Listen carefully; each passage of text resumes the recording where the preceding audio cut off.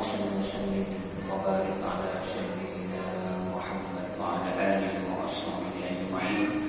وقال تعالى أعوذ بالله من الشيطان الرجيم رب اشرح لي صدري ويسر لي أمري واحلل عقدة من لساني يفقهوا قولي ولا حول ولا قوة إلا بالله. Para hadirin jamaah salat maghrib, langgar salat dan salam yang saya muliakan. Alhamdulillah kita kembali berhadir dalam acara majelis taklim yang setiap minggu malam Senin. Kali ini ulun akan membacakan hadis yang juga penting untuk kita simak agar kita berhati-hati ya, supaya kita menjaga lisan kita ini agar kiranya kita selamat dalam alam kubur. Karena yang menyebabkan terazab di kubur dalam hadis Bukhari itu adalah gara-gara asbabnya adalah lisan. Dari hadis riwayat Mu'az bin Jabal. An Mu'az bin Jabal radhiyallahu anhu, dari sahabat Nabi yang bernama Mu'az bin Jabal. Jabal itu bahasa Arab gunung. Jadi orang dulu itu Pak menamai nama itu tidak beraturan ya. Ada zaman nama. Coba biar misalnya orang Indonesia namanya Gayung misalnya. Ada nggak orang Gayung orang Indonesia? Tidak ada Pak nama Gayung orang Indonesia. Tapi orang Arab ini namanya Jabal. Jabal itu gunung. Mu'az bin Jabal radhiyallahu anhu. Qala qultu ya Rasulullah, maka berkatalah Mu'az, aku katakan kepada Nabi sallallahu alaihi wasallam, jadi akhbirni bi amalin yudkhiluni al-jannah. Ujar Mu'az bin Jabal, ya Rasulullah, akhbirni, khabarkanlah kepadaku, beritakanlah kabar kepadaku bi amalin, dengan satu amalan, satu aktivitas, satu pekerjaan yudkhiluni, yang menyebabkan aku bisa masuk ke dalam surga. Nah, jadi satu pekerjaan, satu amalan, satu aktivitas yang aktivitas itu dikerjakan menyebabkan dia masuk ke dalam surga.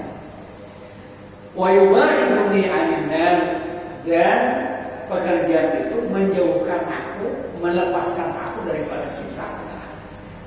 Karena yang kita cita-citakan, tujuan kita ya, apakah boleh misalnya kita beramal saleh itu tujuannya adalah masuk surga, terhindar daripada neraka. Nah, menurut dalam kita boleh niat seperti itu, boleh, tidak ada larangan. Karena ayat Al-Quran banyak. Innal ladzina amanu wa amilus shalihat jannatun tajri min tahtiha. Itu ayatnya banyak. Jadi mereka yang beriman dan beramal saleh, Allah menyiapkan surga. Nah, ketika niatnya dia beramal ibadah surga, apakah salah? Tidak salah. Boleh saja. Boleh saja. Cuman yang tertinggi daripada itu adalah semata-mata menjunjung perintah Allah Subhanahu wa taala. Nah, memang agak sedikit berat untuk naik ke atas itu. Kita hadir ke masjid, ada pengajian subuh, ada kotakannya alhamdulillah. Nah, orangnya banyak, kotakannya banyak, 2. Lumayan kan kata orang baca ada kotakan 2, alhamdulillah. Ada niat lainnya. Qala Nabi sallallahu alaihi wasallam, lakas sa'alta an azim.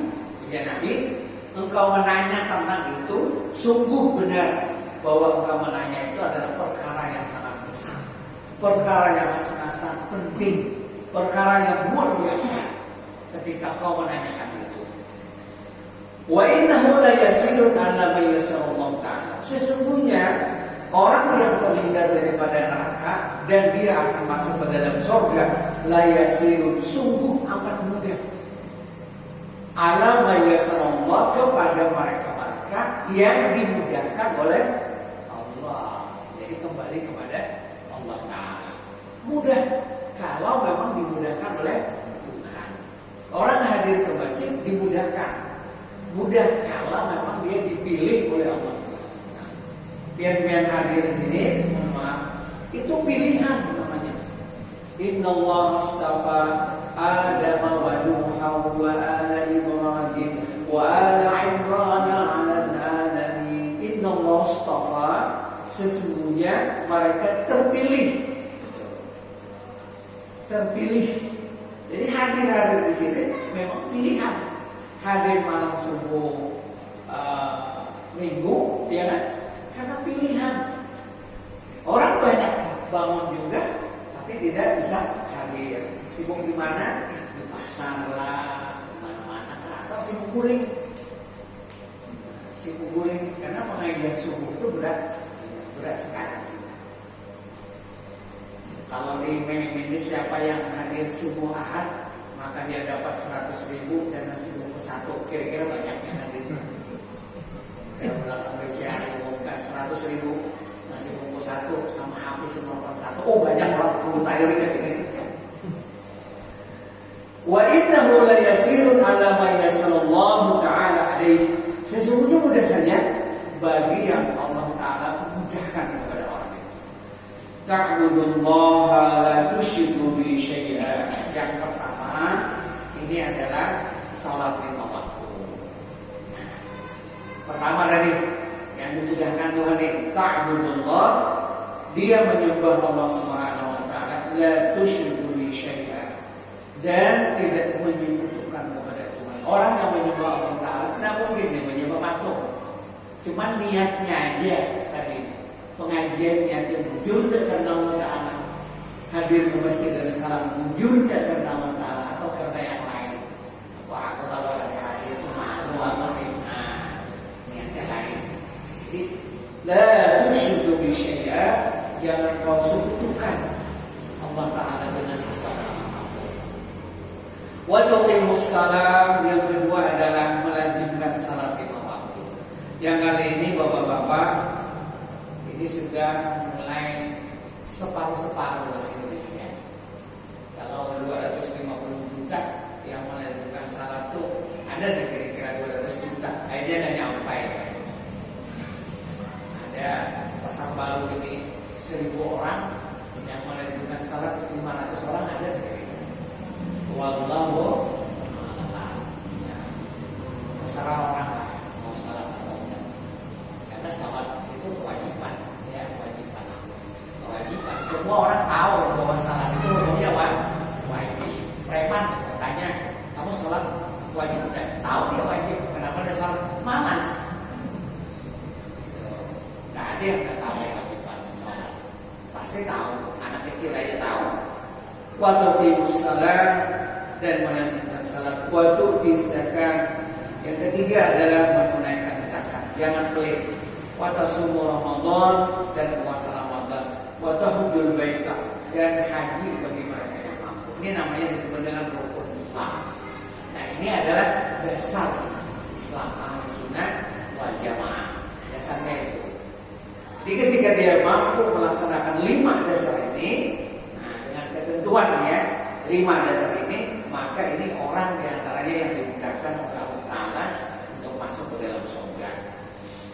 Summa qala, dan kemudian Nabi SAW bersabda lagi, ala adulluka ala abwabil khair. Kemudian Nabi kepada Muaz, mau dah Muaz, aku kabarkan kepada engkau dan petunjuk kepada engkau ala abwabil khair, atas pintu-pintu kebaikan. Nah, pintu-pintu kebaikan. Bagaimana itu? Apa yang pintu-pintu kebaikan? As-shaumu junnah. Yang pertama adalah puasa itu adalah sebagai perisai. Wa tasaddaqu tutfi'u khati'ah, dan bersedekah itu adalah memadamkan api kemarahan Tuhan. Kama yutfi'un namarun nar, sebagaimana air yang disiram kepada api. Nah, untuk disayang Tuhan ya, untuk disayang Tuhan itu bersedekah. Bersedekah. Memang bersedekah ini berat juga Pak ya. Berat juga bersedekah. Tapi perlu dilihat Balikpapan ini lumayan, masyarakat Balikpapan. Masyarakat Balikpapan ini lumayan. Di mana-mana di laga-laga di masjid apa namanya itu potong sapi itu ada. Dari salam 5 sampai 10 ya potong sapi. Tempat ulun juga ada potong sapi. Jadi lumayan kalau langgar itu jarang potong sapi. Masjid aja sedikit. Sehingga ulun tahun 91, 92, 93 di sekumpul itu. Sekumpul itu kan bertanya ilmu. Yang potong sapi itu guru sendiri ya. 2 ikut aja sampai guru seikut. Satu yang kolektif, padahal di sekeliling itu bos-bos berlian. Ya tuh, lihat rumahnya. Gana-gana ada. Nggak ada apa-apa rumah kita di sini. Hadir. Yang dilihatin 2 ikut sampai ada bakaran sampai ada gini ya kayak anak pondokan. Ada pernah. Karena lu jarang pulang. Idul Fitri, Idul Adha itu jarang pulang. Tetap aja di sini. Nah itu daerah ilmu, apalagi yang bukan kayak daerah lain-lain. Nah, boleh papan. Makanya ulun 50-50 aja memahami orang Balikpapan. Tidak begitu banyak wirid. Yang banyaknya itu Allah mengatas jalan yang banyak. Ada nama Allah mengatas salam. Wirid ini memang bagus wirid itu. Man laisa lahu wirdun bahwa wirdun. Abdul Ahad mengatakan barang siapa yang tidak punya wiritan bahwa wirdun maka dia adalah monyet. Nah, mereka juga memiliki selawat banyak. Cuma ininya ada dari luar. Nah, jadi kalau misalnya orang Balikpapan kelebihannya itu, walau orang Balikpapan tidak begitu berwirid, Pak. Walau orang Balikpapan tidak begitu berwirid, cuma mau amarnya keluar berwirid. Iya. Itu hebatnya, hebat. Dia mengakui bagus lah. Dia sebahagian yang banyak pelit juga. Sebahagian ya. Baca barang.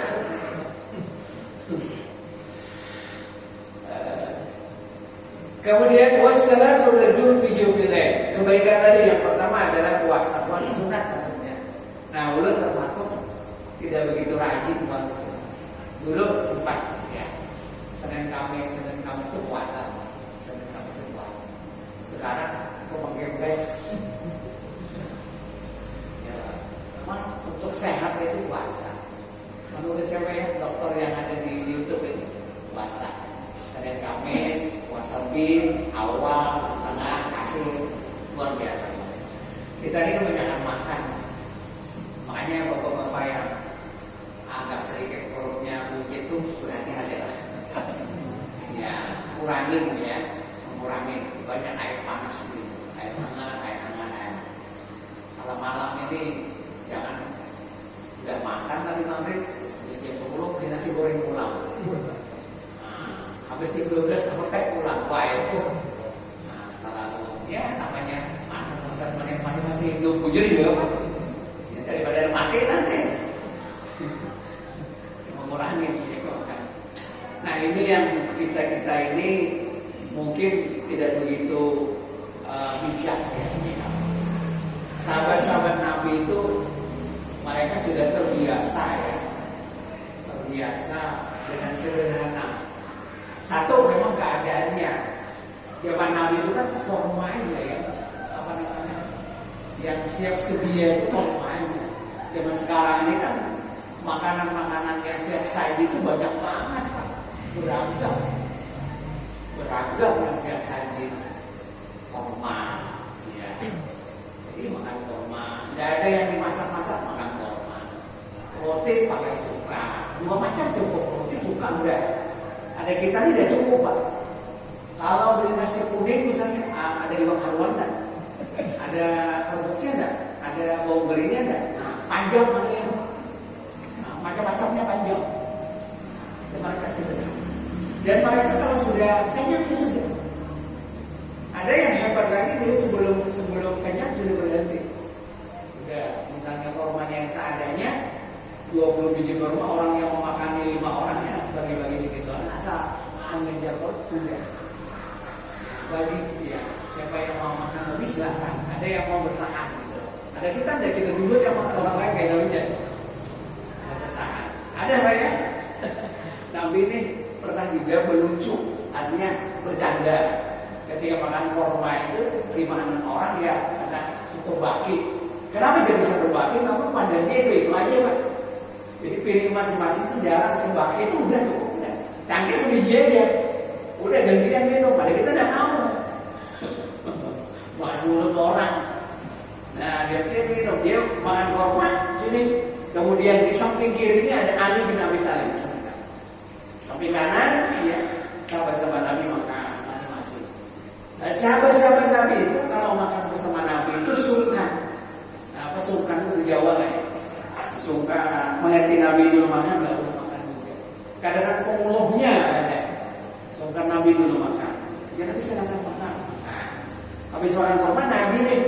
Lalu diambil Nabi dengan tangan kiri ditaruh bijinya tempat alik. Habis itu makan lagi, taruh tempat alik. 5 biji makan Nabi. Berarti 5 biji tempat Ali. Kalau Ali 5 biji makan juga berarti 10 biji bijinya. Yang lain-lain ada 4, ada 7 lain-lain. Nanti tidak punya bijinya punya Nabi. Ya Ali, kamu banyak banget makan. Daripada yang lain-lain, kamu kok banyak banget makan. Jadi benar ya Rasul. Cuma aku makan dagingnya aja dan sama biji-bijinya. Dan sama-sama ada bijinya.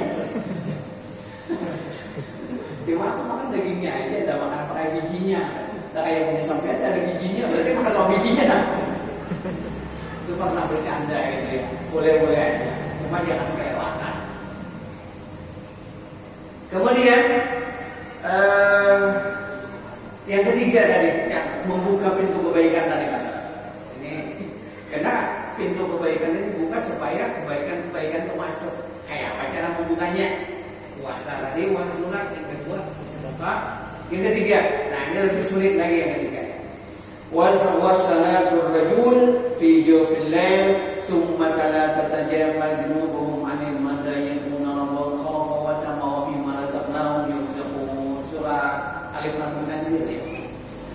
Kemudian yang membuka kebaikan lagi yang ketiga, yang lebar pintunya ini, wasalatul rajul, sembahyang malam seorang laki-laki fi jawfil lail, pada tengah malam sepertiga malam.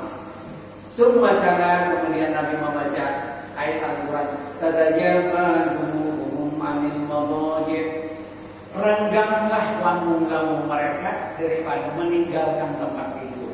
Artinya dia tidur bangun maksudnya. Ayat Al-Quran ini, ayat Al-Quran.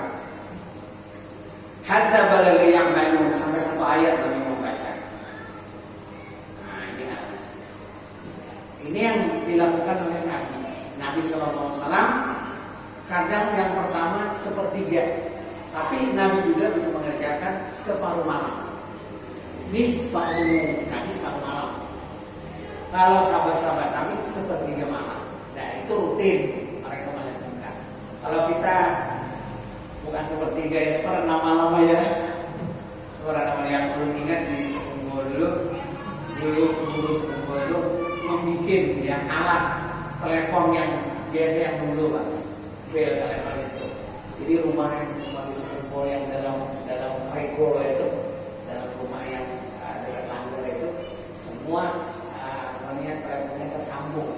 Bila jam 4 di PC Guru, jam 4 nyala semua telepon. Bangun. Nah, latihannya seperti itu aja. Jam 4 aja nggak sampai jam 3 bangun udah. Asal ada sembahyang malam. 4 bangun, habis bangun mungkin ke WC ya 5 menit segala itu untuk sembahyang. Habis itu sampai subuh. Latihannya di situ aja. Kalau kamu guru menyuruh jam 3 bangun ya, jam 2 udah jam 4 aja. Ulun ingat pilih jam 4 berbunyi. Karena ulun dulu murid di tempat mertua. Dulu itu namanya Buya Haji Muin. Kayaknya Mama Aman dari menungguin rumah. Kalau Siti pulang ke kandangan, ulun menungguin rumah di samping rumah ulun. Pasti berbunyi jam 4. Suruh lama. Ya dapat 8 rakaat. Habis itu istighfar. Langgar udah. Siap-siap teranggar. Nah, Nabi SAW itu pernah melakukan ya, sembahyang walau 1 rakaat. Nah, saya pernah dulu mendengar teman ini, sembahyang witir 1 rakaat itu makruh. Menurut keliru sekali. Yang tidak witir makruh, Pak. Orang yang tidak berwitir makruh. Salat witir walau 1 rakaat. Kita biasa mengerjakan berapa? Paling 3 ya. Nabi Muhammad SAW mengerjakan 11 Ramadan atau di luar Ramadan, gitu kalimatnya. Nah, di situ dipakai untuk sembahyang tarawih 11 rakaat. Padahal babnya itu adalah bab witir. Lihat dalam hadis Muslim, bab salatul witir. Riwayat Aisyah, panjang hadisnya, cuma dipotong. Habis dipotong seolah-olah bahwa sembahyang tarawih itu 8. Padahal 8 itu Nabi Muhammad sembahyang witir Ramadan atau tidak Ramadan. Ramadan 11 rakaat, di luar Ramadan juga witir Nabi 11 rakaat. Tapi Nabi pernah mengerjakan witir 1 kali, Pak. 1 kali tentang riwayat Bukhari. Banyak hadisnya ya. Yang pernah ikut itu namanya Ibnu Abbas, Abdullah bin Abbas, kecil, kanak-kanak, masih remaja. Ketika Nabi ke rumah, sisa mungkin makan malam atau apa, habis itu Nabi ke masjid lagi sembahyang. Karena Abdullah bin Abbas ketika ada pulang, ada beli, akhirnya ikutlah sembahyang bersama Nabi di sebelah kiri. Sebelah kiri. Nah, lalu Nabi suruh ke sebelah kanan. Nah, ini menjadi dalil kalau sembahyang berdua itu imamnya di sini, makmumnya di sebelah kanan. Ya, sebelah kanan. Kemudian Nabi Muhammad SAW sembahyang Nabi. Kemudian Nabi Muhammad membaca surat Al-Fatihah, kemudian membaca surah Al-Baqarah. Separuh surah Al-Baqarah, Abdullah bin Abbas ini masih anak-anak. Ujar Abdullah bin Abbas di dalam hadisnya, aku sempat berniat jahat kepada Nabi Muhammad. Apa tuh berniat jahat? Berhenti bapih, sembahyang tuh bapih, stop karena kecapean sudah. 1 juz sudah dibaca. Bapak-bapak 1 rakaat 1 juz, ulun yakin kelelahan. 1 rakaat 1 juz bisa sembahyang 1 rakaat 1 juz, ulangan yang lain sudah. Jadi Abbas mudah-mudahan Nabi ini surah Al-Baqarah selesai, rukuk. Selesailah dibaca surah Al-Baqarah kurang lebih 2 juz lebih ya, sampai 3 juz ya. Selesai surah Al-Baqarah, ternyata Nabi Muhammad membaca Al-Quran dengan tartil, menyambung dengan surah Al-Imran. Surah Al-Imran dengan bacaan warattilil Qur'ana tartila, membaca Quran dengan tartil. Ada yang lagi kayak Ibnu Yasin, Yasin bermolan lagi untuk jauh. Cepat banget dia bacanya. Enggak seperti itu Nabi. Habis Al-Imran, ujar Ibnu Abbas, aku menyangka bahwa Nabi itu rukuk. Ternyata Nabi juga tidak rukuk. Langsung Nabi surah Al-Maidah. Mestinya Al-Imran, habis Al-Imran itu surah apa? An-Nisa kan? Surah An-Nisa ya. Tapi Nabi Muhammad surah Al-Maidah. Surah Al-Maidah selesai, Nabi kembali kepada surah An-Nisa. Mengulang surah An-Nisa. Nah, jadi surah Al-Baqarah, surah Al-Imran, surah An-Nisa, surah Al-Maidah. Bapak dihitung ya berapa juz? Bisa hampir 7 juz itu Pak. Berdiri di 7 juz ini. Nah, itu kayak apa dalam keadaan fisik itu tidak tahan, tidak akan tahan. Sehingga Nabi Muhammad SAW itu pernah ya dalam riwayat Aisyah ini ada Nabi SAW karena yaqumu minal lail, bahwa Nabi Muhammad SAW berdiri ketika malam hatta tatafattara qadaman, sampai Nabi itu batis Nabi itu sakit. Kalau orang banjir itu berhuntut namanya ya, batis Nabi itu sakit. Faqultu ya Rasulullah ma tasna'hada ya Rasulullah, uji Aisyah, kenapa engkau ya Rasulullah mengerjakan begini sampai kamu kesakitan kaki kayak gini? Wa qad ghafarallahu kama taqaddama min dhanbi, sungguh Allah telah mengampuni dosamu wa ma ta'akhir, dan juga tidak akan pernah berdosa engkau. Nabi sallallahu alaihi wasallam mengatakan, qala afala habba yakuna 'abdan syakura, aku menjadikan seseorang hamba yang bersyukur kepada Allah Ta'ala. Jadi tanda terhadap orang yang bersyukur itu dia mohon maaf. Itu tanda. Nah, kemudian semua kala asbir kabirasil amri.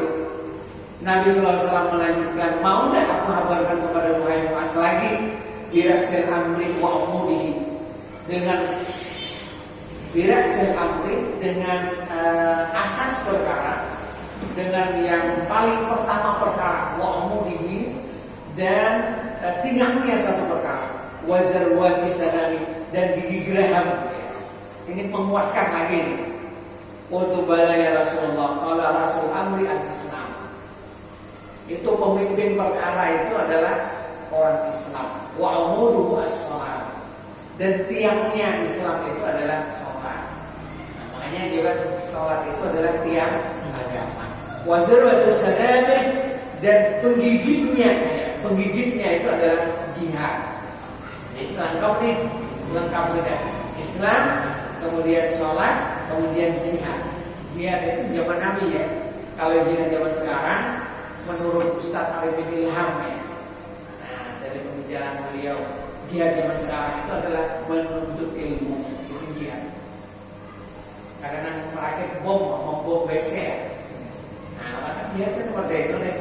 Sampai sekarang masih ada. Ya, sampai sekarang masih ada. Cuma kalau ada akhbiruka bimana idzan kulli. Kemudian Nabi sallallahu alaihi wasallam melanjutkan, mau tidak mengabarkan lagi hai Muaz? Akhbiruka bimana idzan kulli. Aku kabarkan kepadamu dengan meliputi semuanya.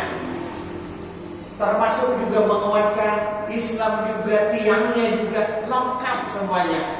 Terhimpun kutubah ya Rasulullah. Inggih pun ya Rasulullah, kabarkanlah itu apa segala yang meliputi semuanya itu. Ba'akhadha bilisani, Nabi sallallahu alaihi wasallam. Ba'akhadha ini bahasa Banjar itu mengangkat, memegang ya. Nah, kemudian ba'akhadha, kemudian memegang Nabi bilisani dengan mulutnya. Ini mulut dari pegang. Wa qala kufu 'alaika hada.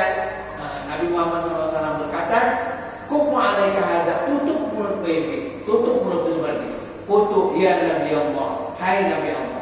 Wa idza lam akhir bima takallama bi, kalau tutup mulut begini bagaimana aku berbicara? Maka Nabi sallallahu alaihi wasallam, sakilat ummuka wa hal yakubun nas ala fin nari ala wujuhim aw qala ala manakhirihim illa hasadu alsanatihim, rawahu Tirmidzi.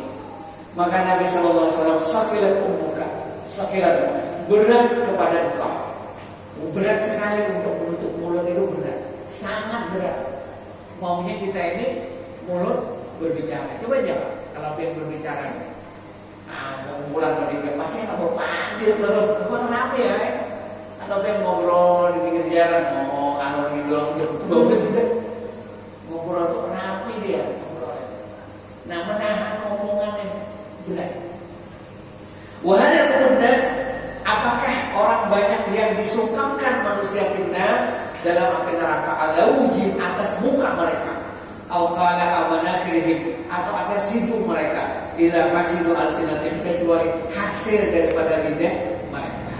Artinya banyak orang masuk neraka itu disebabkan oleh lidah. Nah, bapak-bapak yang dirahmati Allah, berhubungan dengan kasus lidah ini. Nah, dan berhubungan dengan ada kubur yang sangat dibicarakan orang kan. Qala Nabi sallallahu alaihi wasallam, la yadkhulul jannah nama anha wa an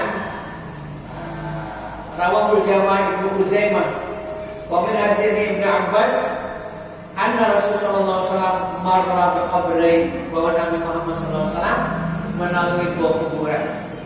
Qala innahuma la yu'adziban, bahwa saya dua kuburan ini dua-duanya terangkat. Wa ma yu'adzib man kabir, dan apa yang menyebabkan dua kuburan ini diajak? Amma annahu kabir, amma ahaduhuma wa kana la yastabiqu min bawlih. Yang pertama, ini laki-laki, bahwa dia terajab asbabnya adalah dia tidak beristibra min bawlih. Maksudnya adalah tidak beristinja ketika buang kencing. Ini terkenal banget nih hadisnya nih. Terkenal banget hadisnya. dua ini terakhir juga perempuan nih, makanya yang syibina iman, maka dia adalah suka mengomongkan keburukan orang, adu domba ya, sama dua macam.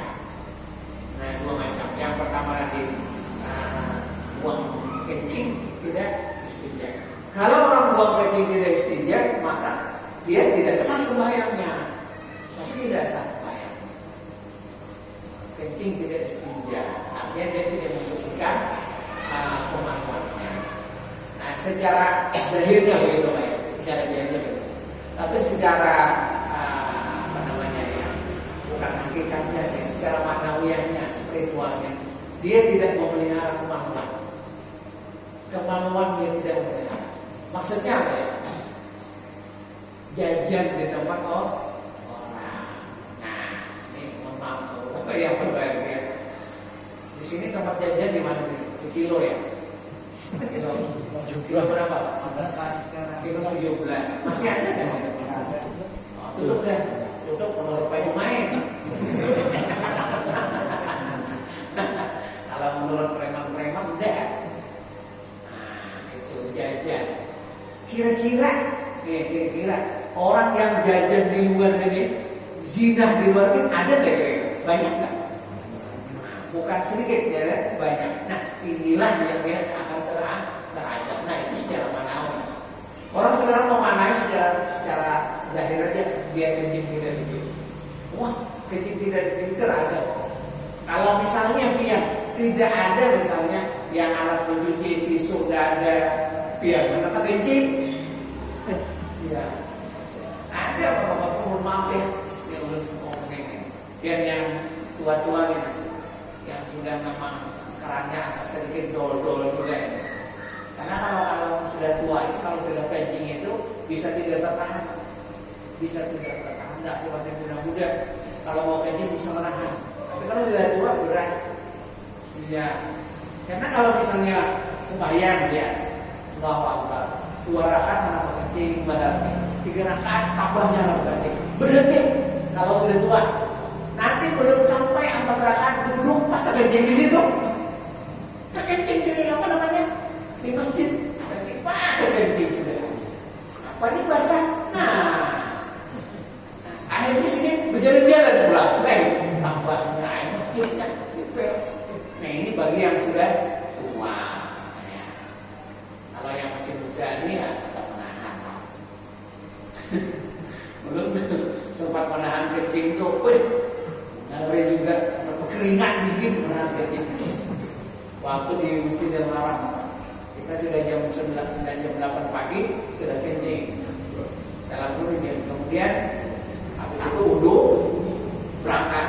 Sampai di Masjidil Haram itu di pintu berdua sama kawan 8:30. Pintunya besar, cuma karena banyak orang-orangnya terpisah. Cuma janjian ketemu ya di bawah di mall ya, bawah jam-jam itu. Nah, dia dari jam 8 sampai jam 1 karena hari Jumat, Pak. Kira-kira sembahyang Jumatnya khusyuk nggak? Perlu yakin ada khusyuk. Karena tak kira kenapa kami tahu tertahan. Nah, orang kenapa kami apa yang khusyuk? Apalagi ayatnya panjang, tapi mesti larang dan panjang ayat barang inatain aja. Padahal imamnya kan hafal Al-Quran. Nah, sembahyang, habis sembahyang baru keluar, baru bakal antri lama.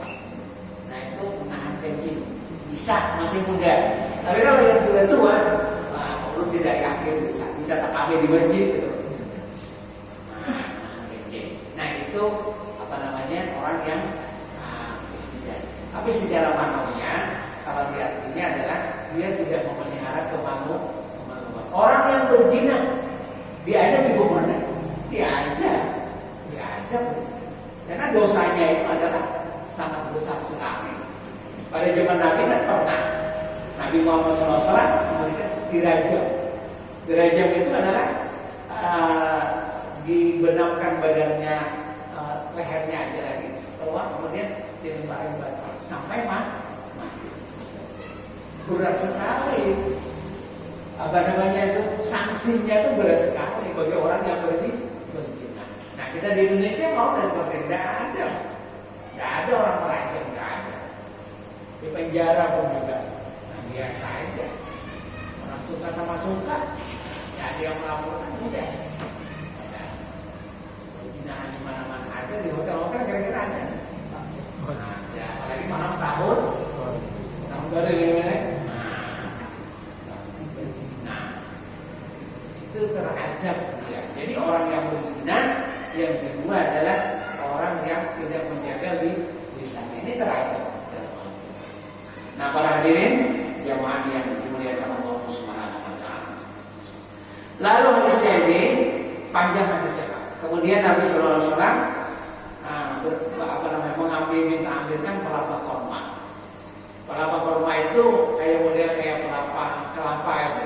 Kemudian dibagi dua. Nah, karena mengambilnya satu aja. Andai kata mengambilnya dua, ya ada para dua. Yang satu ditaruh Nabi, satunya ditaruh Nabi sini.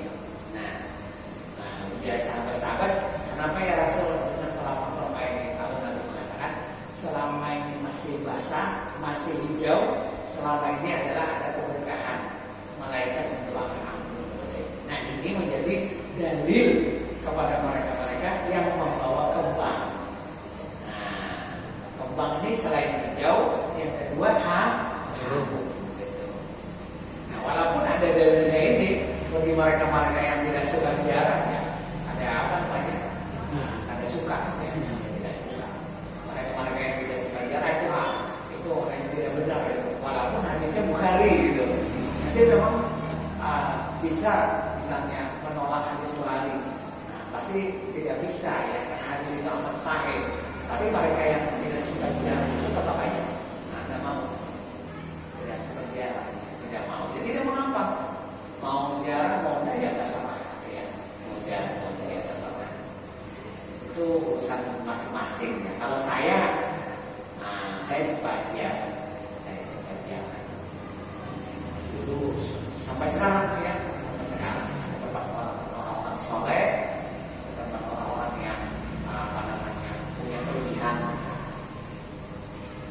Nah, para hadirin jamaah yang dimuliakan Allah Subhanahu wa taala, ya saya menulis ini menukil dalam kitab karangan dari anak Datu Arsyad Al-Najari, namanya Datu Fatimah. Beliau menulis dalam bahasa Melayu, ya, atau Melayu. Kemudian akhir daripada kitab itu ada beberapa faedah, ya. Di antaranya beliau menulis, menurut beliau supaya kita selamat dikubur, apa itu yang dilakukan? Beliau mengatakan ada 4 macam supaya kita selamat dikubur. Ini kita perhatikan. Ya. Yang pertama tadi, sebagaimana hadisnya ada, bersuci daripada najis. Bukan bersuci daripada najis, kemaluan itu aja enggak, ya pantat juga sama. Walaupun kemaluan depan bekanjing dicuci, tapi kalau kemaluan belakang kan dicuci sama ya. Iya. Kalau di luar negeri itu ada yang tidak ada air, Pak. Cuma dengan tisu. Dengan tisu. Kira-kira bisa nggak ganti tisu ya? Iya. Belum pernah juga berhira buang hajat di pesawat. Di pesawat, benar buang hajat. Enak buang hajat, akhirnya kan ada berhira. Mana dia bajunya ada dulu baju. Sekarang dipencet tombol, bisanya Pak ya. Akhirnya sekali lagi berhira juga, akhirnya alhamdulillah. Belum udah bisa pakai tisu, jadi ada cangkir sedikit kecil itu dicuci keluar. Udah bisa pakai tisu. Ya. Nah, bersuci daripada najis. Yang kedua adalah, ya, sesuai hadis yang ada, meninggalkan mengadu asah atau mengatakan. Yang tadi disebut dengan bahasa Arabnya namimah. Namimah itu bahasa Indonesia namanya adu domba. Tidak boleh, haram namanya. Sesuai hadis yang ada. Nah, kemudian beliau menambahkan lagi ya, ujian Datu Fatimah. Yang ketiga adalah jangan hasad dan hikit. Apa tuh hasad itu? Iri dan hikit. Yang kita boleh iri dua macam aja Pak. Dalam hadis Nabi Sallallahu Alaihi Wasallam dua macam. Boleh kita iri dua. Oh, iri boleh puasa, boleh dua. Yang pertama adalah kita iri kepada mereka yang punya harta, yang punya duit, yang punya makanan, kemudian harta duitnya, dinarnya, dirhamnya, makanannya diberikan kepada orang. Nah, Bapak misalnya, kita kasih bungkus, ya hari Jumat berkah, bagi, nah orang di masjid bagi satu. Kita melihat iri sama orang itu ingin menuruti, boleh nggak? Boleh. Kalau ada ustaz istrinya dua, iri nggak? Mau ibu istri juga boleh nggak?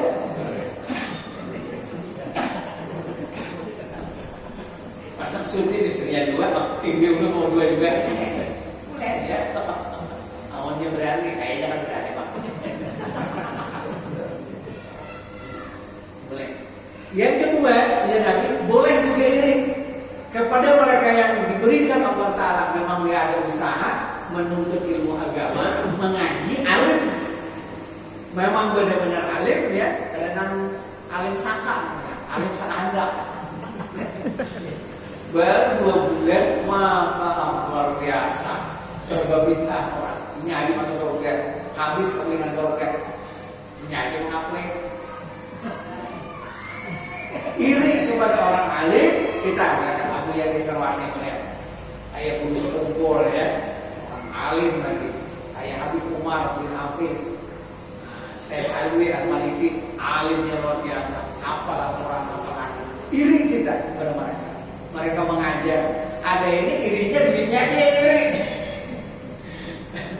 Iya, guru mobil, Alphard kamu ya, mau kecil ya Alphard. Kamu ya aku punya mobil Alphard, punya Alphard, dan sanggup kayak kamu ya Alphard mobilnya guru sekumpul, Mercedes-Benz, bisa dari Mercedes-Benz ya, mampu megang begini kayaknya dah. Iri kepada orang alim yang punya ilmu, yang memang benar-benar punya ilmu, yang punya kelebihan yang kayak Abu Yadi Sarwani, kita iri. Apa tuh? Untuk menuruti seperti alim seperti beliau. Kalau orang alim itu meninggal, penggantinya susah dicari. 5-6 tahun belum ada penggantinya. Tapi kalau wali kota yang meninggal, besok beritanya udah mau berkursen. Iya, ya baca aja secara gambar. Siapa yang mengganti? Ada apa lagi dikubur? Iya kan? Orang alim ya. Nah yang keempat, apa nih yang bisa menyelamatkan kubur? Mengerjakan sholat berjamaah. Sholat, mengerjakan sholat ya. Salat ya. Kemudian di tempat yang suci, baik orangnya yang suci, tempatnya juga suci. Wallahu alam ini kenapa nih seperti ini. Di tempat yang suci, maksudnya adalah di masjid yang memang benar-benar suci. Nah, maksud suci ini kan kita tahu semua bersih, harum, bagus. Tapi kalau secara spiritualnya, di tempat masjid-masjid yang memang benar-benar halal, rumah yang halal. Memangnya ada nggak rumah yang kagak halal? Masjid yang begitu bercampur, ya ada nggak? Nah, walau alam ya, iya. Dulu di Mapapura ini, mau habis sudah waktunya nih, mau isya enggak, stop aja deh isanya nanti aja kita sambung. Iya, makanya hati-hati membangun masjid, membangun rumah, benar-benar harta yang halal, ya di tempat yang suci, ya ada orang yang membersihkan, ya jangan masjid-masjid itu orang bertanya tempat wudhu di mana, tidak perlu menanya. Mencium baunya ketahuan, baunya bau bau kencing di situ tuh kan wudhu deh. Karena kampus atau WC itu kan dekat dengan wudhu ya kan. Anak kecil bau kencing di sana berarti situ tempat wudhu. Nah, coba bapak lihat WC yang di internasional di airport, bagusnya WC-nya itu ya. Tempatnya bagus, halus, sedikit aja dipel. Tapi kalau di masjid kita sembarangan aja. Nah, jauh. Masjid kita ya ala kadarnya. WC-nya yang pas-pasan Pak. Yang semestinya ya dibagusin, WC-nya juga bagus. Orang termasuk kita di rumah Pak, di rumah juga. WC itu dibagusin, dikasih yang harum lah. Karena memang kita tiap hari memakai WC itu. Sehari bisa 2-3 kali masuk WC. Ya, 2 kali masuk WC ya. Atau 10 kali. Mungkin 10 kali Pak kita masuk ke WC itu. Kalah-kalah kamar. Ya, kita banyak masuk ke WC. Buang hajat di situ, wudu di situ. Nah, para hadirin dan penumpang yang mulia, yang berbahagia, ya kan? Kalau di WC memang kita duduk ya, jongkok kencingnya. Nah, tapi kalau misalnya bapak-bapak yang susah ini, yang duduk susah, akhirnya berdiri, itu darurat ya, boleh-bolehnya. Cuma kalau kita yang biasa yang duduk, makanya ada orang yang tidak suka sekali kalau masjid itu ada WC yang maunya kita Pak, WC berdiri ya. Nah, karena katanya menyalahi hadis ya. Kalau duduk sih kerja. Karena memang ada orang-orang yang kalau duduk, kalau berdiri baru bisa tiis kalau meja itu. Nah, kalau kada berdiri, kalau duduk aja bersih, berdiri keluar dia. Nah, bisa karena memang itulah penyakit kita. Maksud saya Pak ya, saya juga tidak begitu lama kalau kencing itu untuk berhenti itu untuk supaya tiis itu lama. Duduk kencing, kemudian berdiri keluar ya. Nah, ini kayak begini pompa. Udah berdiri duduk, nah, diurut lagi. Ya kepala duduk supaya memang benar-benar karena bisa terjadi setelah rasa habis selesai kencing wudu pas sembahyang keluar ya. Terasa itu keluar gitu. Nah, rasa keluar, udah cobain dipel segalanya, diaduk, dikasih tisu, pas untuk basah tisunya, berarti keluar ya. Batal nggak sembahyangnya? Batal sembahyangnya, batal. Nah itu memang sulit sih Pak ya, karena itu adalah satu penyakit ya. Baik, bapak-bapak, ini saja saya ulangi tadi.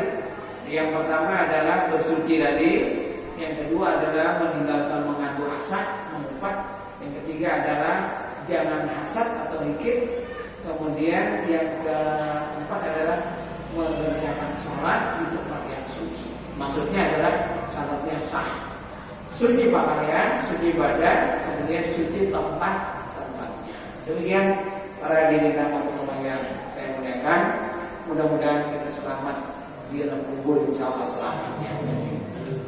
Semoga ada faedah akhirat kalam, alhamdulillah, Nabi Al-Fatihah.